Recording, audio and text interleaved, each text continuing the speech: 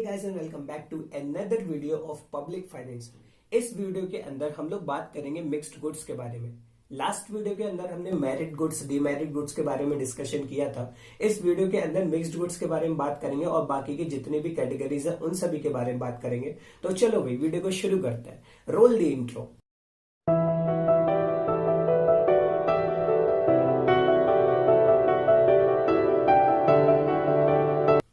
Now, what are mixed goods? The combination of public goods and private goods are known as mixed goods. वो goods जिसके अंदर कुछ property private goods की होती है और कुछ प्रॉपर्टीज पब्लिक गुड्स की होती हैं, उनको हम लोग बोलते हैं mixed goods. Keeping in view the mixed cases, goods and services can be divided into the 4 categories. Mixed goods के अंदर जितने भी केसेस बन सकते हैं उन सबको कंसीडर करके सिर्फ और सिर्फ 4 कैटेगरीज बन सकती हैं। The first one is pure private goods, second is partial private goods, third is partial public goods and the last is pure public goods। ठीक है, ये 4 कैटेगरीज है, एक एक करके डिस्कस करते हैं सभी को। सबसे पहले हम लोग बात करते हैं प्योर प्राइवेट गुड्स की। प्योर प्राइवेट गुड्स वो होते हैं जिसके अंदर कोई भी एक्सटर्नैलिटी नहीं होती है। एक्सटर्नैलिटी का मतलब है जब भी आप कोई गुड या सर्विस कंज्यूम करते हो तो उस गुड और सर्विस के कंजप्शन से एनवायरनमेंट पर, सोसाइटी पर क्या असर पड़ता है। फॉर एग्जाम्पल, अगर आप पार्क में बैठ के स्मोकिंग कर रहे हो तो ये कैसा है, एक अच्छा इंपैक्ट डालता है सोसाइटी पर या खराब इंपैक्ट डालता है? ऑब्वियस सी बात है, खराब इंपैक्ट डालता है। ठीक है, तो आप एक गुड कंज्यूम कर रहे हो, उस गुड के कंजप्शन से क्या हुआ, सोसाइटी पे एक गलत असर पड़ा। This is known as externality. Externality 2 तरीके की होती है, पॉजिटिव और नेगेटिव। यहां पे क्या हुआ, एक नेगेटिव एक्सटर्नैलिटी हुई। प्योर प्राइवेट गुड्स वो गुड्स होते हैं जिससे किसी भी प्रकार की एक्सटर्नैलिटी एनवायरनमेंट पर, सोसाइटी पर नहीं पड़ती है। ये बात ध्यान रखना, प्योर प्राइवेट गुड्स में कोई भी एक्सटर्नैलिटी नहीं होती है। जो भी करना है करो, क्यों भैया वो प्राइवेट है, पब्लिक को क्यों दिक्कत होगी। क्लियर है, प्योर प्राइवेट गुड्स के अंदर कोई भी एक्सटर्नैलिटी नहीं होती है। Next is low cost exclusion. Low cost exclusion का मतलब है जो प्योर प्राइवेट गुड्स होते हैं वो सस्ते नहीं होते हैं। Pure private goods are not low cost goods. जो लो कॉस्ट की प्रॉपर्टी है उसको एक्सक्लूड किया गया, लिखा है ना, लो कॉस्ट एक्सक्लूजन। ठीक, example food, clothing, car etcetera, ये सारी चीजें प्योर प्राइवेट गुड्स के अंदर आती है। Next is private goods with externalities, या फिर जिसको हम लोग बोल सकते हैं पार्शियल प्राइवेट गुड्स। ठीक है, आप ये ध्यान रखो, पार्शियल प्राइवेट गुड्स, ये ज्यादा आसान रहेगा। तो पार्शियल प्राइवेट गुड्स कौन से होते हैं, जिसके अंदर एक्सटर्नैलिटी होती है। देखो यहां क्या था, प्योर प्राइवेट गुड्स के अंदर कोई भी एक्सटर्नैलिटी नहीं होती है, लेकिन पार्शियल प्राइवेट गुड्स के अंदर एक्सटर्नैलिटीज होती हैं। यहां पर एक्सटर्नल बेनिफिट्स का मतलब है उसकी एक्सटर्नैलिटी। तो पार्शियल प्राइवेट गुड्स वो होते हैं जिसकी एक्सटर्नैलिटी होती है, जिसके एक्सटर्नल फैक्टर्स होते हैं जब उसको बनाया जाता है या फिर उसको कंज्यूम किया जाता है। ठीक है, ये क्लियर हो गया ना। प्योर प्राइवेट गुड्स में कोई भी एक्सटर्नैलिटी नहीं होती है, लेकिन पार्शियल प्राइवेट गुड्स में एक्सटर्नैलिटी होती है। Next is low cost exclusion. Pure private goods के अंदर भी लो कॉस्ट एक्सक्लूड किया जाता था और पार्शियल प्राइवेट गुड्स के अंदर भी लो कॉस्ट एक्सक्लूड किया जाएगा।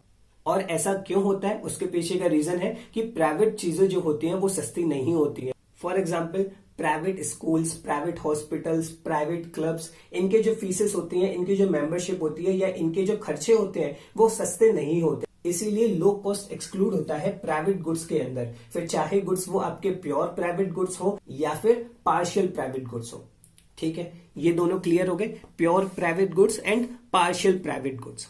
आगे हम बात करते हैं partial public goods. Partial public goods जो हैं वो कलेक्टिवली कंज्यूम होते हैं। इसका मतलब ये है कि जो पब्लिक गुड्स हैं वो सिर्फ और सिर्फ एक इंडिविजुअल को नहीं दिए जाते, वो ग्रुप ऑफ पर्संस को दिए जाते हैं। इसीलिए बोला गया है कि जो पब्लिक गुड्स है वो कलेक्टिवली कंज्यूम्ड होते हैं। Benefits subject to the crowding. जो पार्शियल पब्लिक गुड्स है उसका बेनिफिट सब्जेक्ट करता है कितने लोग खरीदने वाले हैं, क्योंकि इसकी जो सप्लाई होती है वो एक एक्सटेंट तक लिमिटेड होती है। अगर ज्यादा लोग हो जाएंगे कंज्यूम करने वाले तो उसकी अवेलेबिलिटी, उसकी सप्लाई या फिर उसके बेनिफिट्स सब्जेक्ट हो जाएंगे क्राउडिंग के। यानी कि अगर भीड़ ज्यादा होती है तो फिर जल्दी खत्म हो जाएगा, भीड़ कम होती है तो आराम आराम से मिलता रहेगा सबको। क्लियर है। Next is possibility of exclusion. Exclusion word मैंने पिछली वीडियोस में भी एक्सप्लेन किया हुआ है।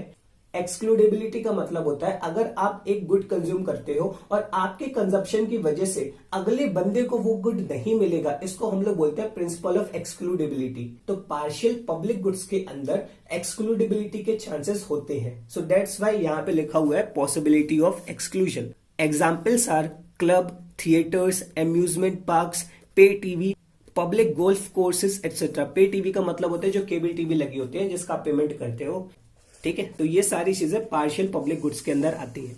अब लास्ट कैटेगरी है हमारी प्योर पब्लिक गुड्स।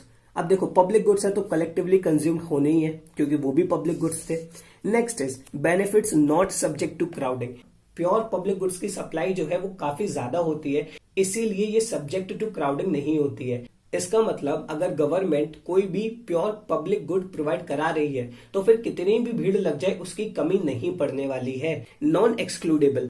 अब जो प्योर पब्लिक गुड्स होते हैं उसमें एक्सक्लूडेबिलिटी का प्रिंसिपल काम नहीं करता है, दे आर नॉन एक्सक्लूडेबल। मतलब कि अगर आप एक गुड कंज्यूम करते हो तो आप दूसरे बंदे को नहीं रोक सकते सेम गुड कंज्यूम करने से। There is no principle of excludability, ठीक है। Example defence, police protection etcetera. For example अगर आपके सिटी में एक टेररिस्ट अटैक हो जाता है, अब पुलिस आके ये थोड़ी ना बोलेगी आपसे कि जिसने टैक्स दिया है हम सिर्फ उसी को बचाएंगे, जिसने टैक्स नहीं दिया उसे नहीं बचाएंगे। उनका तो काम है कि सभी को बचाना ही है, ठीक है। So these are the example of pure public goods. तो यहाँ पे कॉन्सेप्ट क्लियर है। मिक्स्ड गुड्स कितने कैटेगरीज के हो सकते हैं? मिक्स्ड गुड्स जो है वो 4 कैटेगरीज के हो सकते हैं या फिर बोल सकते हो 4 तरीके के हो सकते हैं। The first one is pure private goods, next is partial private goods, third is partial public goods and the last is pure public goods। अब कुछ और कैटेगरीज बची हैं टाइप्स ऑफ गुड्स की, उन्हें भी स्टडी कर लेते हैं और इस चैप्टर को खत्म करते हैं। The first one is club goods. A good which has some degree of non-rivalry but for which excludability principle is possible is called club good।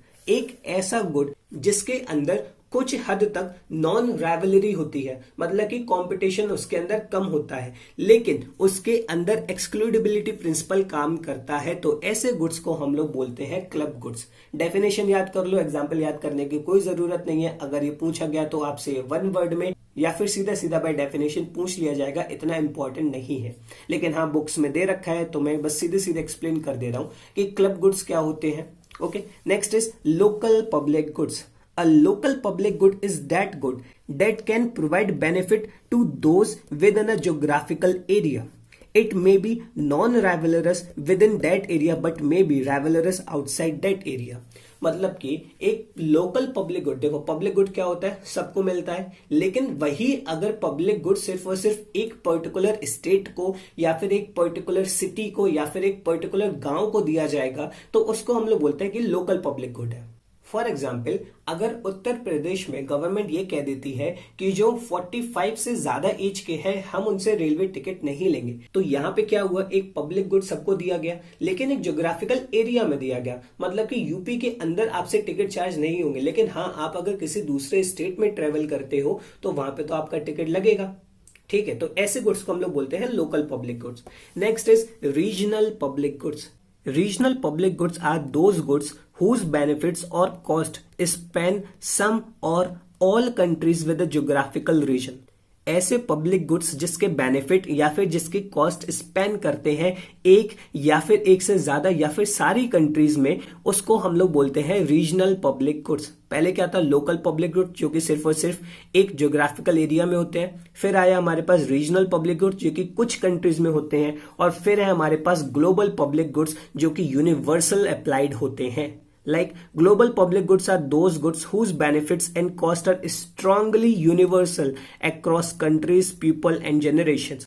ऐसे पब्लिक गुड्स जिसके बेनिफिट्स हर कंट्री में अवेलेबल हैं, हर person के पास available हैं और हर generations के पास available थे या होंगे, तो उनको हम लोग बोलते हैं global public goods. Example air, water etcetera.